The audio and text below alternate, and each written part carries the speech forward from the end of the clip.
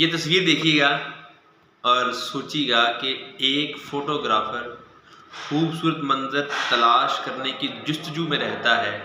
जब उसमें कामयाब हो जाता है तो फिर इस तरह का क्लिक तरतीब पाता है। ये खूबसूरत मनाज़र ऑलरेडी दुनिया में मौजूद हैं। मुझे और आपको नज़र क्यों नहीं आते?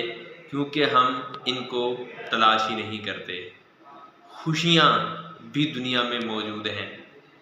हम अगर गमों में ज़्यादा रहते हैं, एक वजह ये भी हो सकती है कि हम खुशियों को तलाश ही नहीं करते। अगर हम खुशियों को तलाश करें तो छोटी-छोटी बातों पर भी खुश हुआ जा सकता है।